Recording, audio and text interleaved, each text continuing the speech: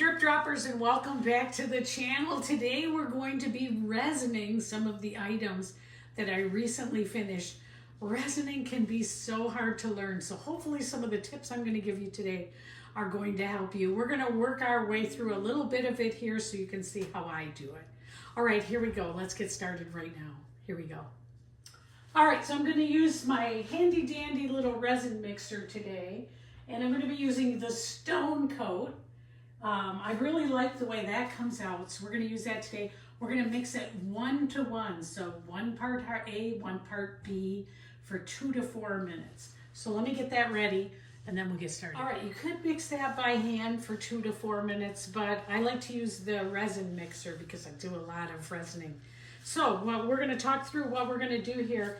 We've got the resin mixing up. So we're going to do a couple of things. I'm going to resin just a regular coaster so you can see how I do that.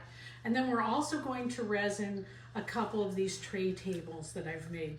Now I sprayed these with spray paint. I used a sand colored spray paint and then a couple of gradients of spray paint here. And these are going to be tray tables when I'm done with them.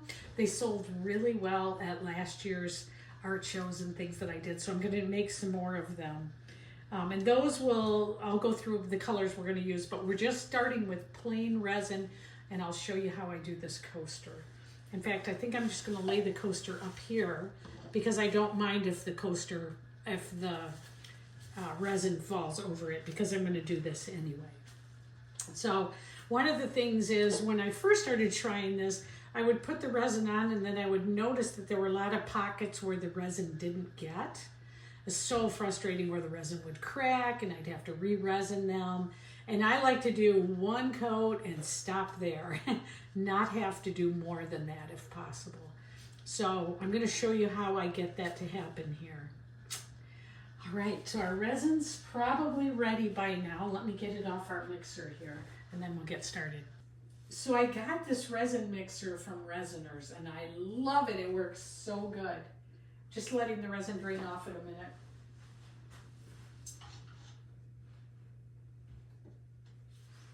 Okay, so even though I have mixed it up through that, I want to mix it really well, you know, pulling it away from the sides and making sure it's really well mixed. What you don't want to do is scrape everything out of this when you get down to the sides. That's one of the things I learned when you're pouring it out. Don't scrape it down to zero. Okay, so we've got this. All right, and what I'm going to do is pour a little bit on my first coaster here. Now, you can only have your resin in this cup for 5 minutes or less. Anything longer than that, and this resin is going to start to harden right in the cup. So I usually will work pretty fast. All right, so I've got my resin on here. And what I do is I use a gloved finger and I just work it into, it's kind of as, you know, feeling my way along. I'm not gentle with it. I want to make sure that all of the resin is gotten across the top. And I want to have a thick enough coat so that once I set it down and it'll start to drip off and it'll self-level. So I've gotten it around the sides. It'll self-level. And then I'll check it in a minute, and if it's got pockets that don't have any on it, I'll adjust it. And I'm gonna pop the bubbles on it in a minute too, but taking your finger and working it in, to me, is the key. And then I'll, you know, check it and look at it, try to see it in a good light to make sure that it's completely covered. Okay, I'm gonna set this aside. We'll pop the bubbles on it in a minute. So I've got some cups here that I'm gonna use, and I'm gonna pour some in each cup. So this is going to be the dark blue. And let's see, do I have enough here to do both of them? No.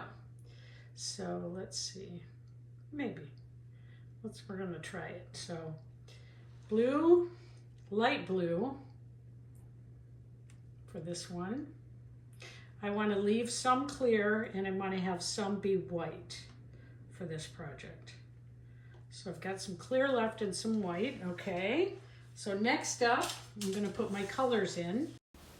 All right, I have my mask on. I put this in fast speed so we can just speed our way through this part. What I want to do is put color on top of these. So I'm actually using mica to pigment the color. Now you could use, if you're making this, you can use whatever color you want. I think I have ocean blue in the first one and mermaid in the second one. And so I'm just going to get these stirred up. Usually I would stir for, a good minute or minute and a half, just to make sure it's really, really well mixed. But in fast life here, it just takes a second.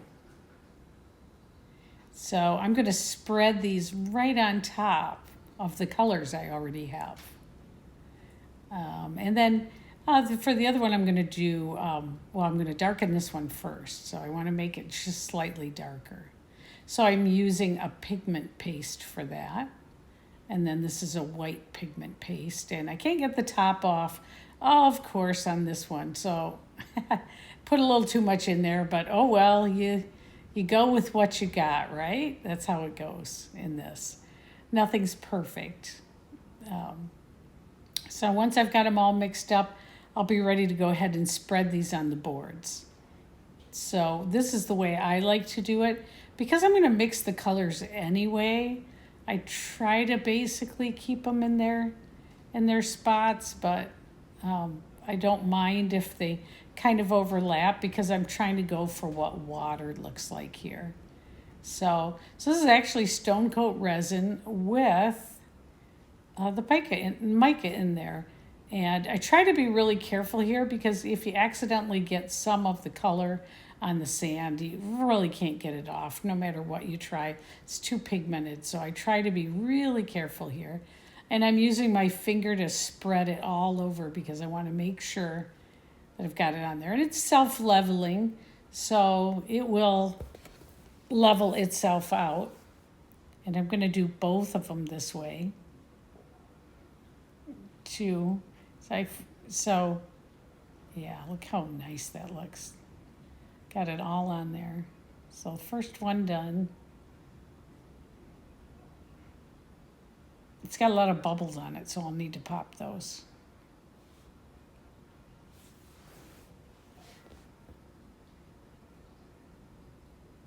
New gloves always help. I change my gloves a lot. Now I'm going to pour a layer of clear, and then I'm going to put the white on that. And that's going to allow me to use my heat gun to blow it. Oh, and as usual, no matter how hard I try, I make a big bloop somewhere. It just happens. It's not going to be perfect no matter what. And I'm still getting used to how to do this. It's hard. So what you want to do is warm up the part you've gotten done first. Like instead of trying to spread that white right away, you want to warm up all of the resin that you have. And then here I'm just spraying it up with the heat gun. Got a little end on the heat gun. I'm trying to make it look like water. It went a little farther than I want, but well, that's what we got. And now I'm using a little bit of alcohol. I just sprayed a little bit of alcohol in a bottle over the top, and that's what makes it look like bubbles. Very cool.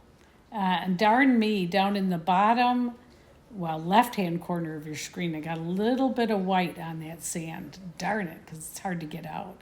But again, it's not going to be perfect. And if a person at a craft show ever brought it up, I would just say, if you want something perfect, then go buy it from the store. But people love my stuff, and they overlook anything little like that I do. Bless them for doing that. Okay, it's day 2, and what we're going to do, they're dry enough now, so what we're going to do is apply a flood coat over the top of them. So, long story, but basically I sanded them with a piece of sandpaper to go ahead and get any blemishes out and kind of scratch them up a little bit. That'll make the flood coat stick better. I'm not going to do a second or a third coat. I'm just going to do, sometimes people, what they'll do, they'll do this again and they'll put more waves. I'm not going to do that. I'm just going to go ahead and put a flood coat on because that's how I like them. I've made sure I used a little bit of alcohol and water to spray on top and clean them off to make sure I've got any of the sandpaper off them, any of the little acrylic grit. So we're ready to go. Next thing I'm gonna do is mix up my stone coat, my second coat. So I'm getting that ready. Right now I'm gonna use this machine again. So I'll come back when I've got that ready. All right, mask is back on and here we go. I've scraped my cup really well, the sides of my cup and bottom, and mixed them in. And now I'm just spreading it all over just like I did before. Just making sure I've got everything covered.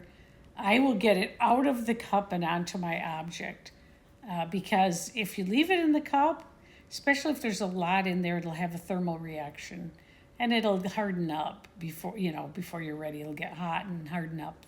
So with resin, I pour it all out on whatever I'm making. And here you can see I'm just using my finger to spread it just like I did before. Just making sure everything's covered. I just work it in. I know there's an old saying, resin won't go where resin's never been, which basically means you've got to touch every area of it or it won't go there. If you miss a spot, it'll just not go there. I don't know how to explain it any better, but I find that to be really true. Resining, even though it's a little bit scary sort of to try it, but oh, the results are amazing. And I usually will resin everything in one day. I'll save things up and try to do one big resin time. But I actually like doing it and I like how it turns out. Now, once you get fully resined, what you want to do is turn off all the lights in the room, make sure all the air ducts are closed. You'd be surprised if you don't, how when you come back and look at your piece, it might have little pieces of fuzz on it or a bug in it, something like that. So you want to make sure you've turned all that off. You don't want air movement in the room. And now, since I have extra, I'm doing all the coasters that I had made and dried, and I just keep them handy for when I have enough extra to work on them. So I did a bunch of coasters up. I don't need to wear the mask with the stone coat. I've actually turned on my filter to confirm that there are no VOCs in the air, and it doesn't show any when I'm doing the stone coat. So I'm pretty solid on the fact that this stuff is safe to breathe around. But I always wear the mask just in case. I have a thing about it. I want to make sure I don't look back and go, gee, I wish I wore that mask. So here I'm just finishing all of them up. And then I will turn everything off. All the lights and all the air movement will get turned off. And next I'm going to use a heat gun to pop the bubbles in them. Remember, you don't want to put your heat gun too close. You don't want to burn the resin. So I'm just holding it back a little ways. I'm keeping it moving. I'm popping the bubbles. You can see them pop right there. Now you can see a spot on there where the resin on the one on the right is not actually covering a spot, but that's okay. It'll self-level. That should fill itself in, and I know it will. And I'm just checking all of the coasters now and making sure those look good. Any that need a little extra resin I'll put on. And really, I've got the lights off now. I'm trying to look at them in a different light to make sure there are no bubbles. Just taking the extra resin, filling anything in that didn't get it, giving a little more of the heat gun. Now I'll come back with this heat gun in about 5 to 10 minutes and do it one more time. And here they are. I finished them off with Ultimate Top Coat, made also by Stone Coat. That muted it just a little bit, but it made it so that they're scratch proof. They're so resistant to any kind of scratch or anything like that. I think they came out amazing. Thanks for watching. I love these.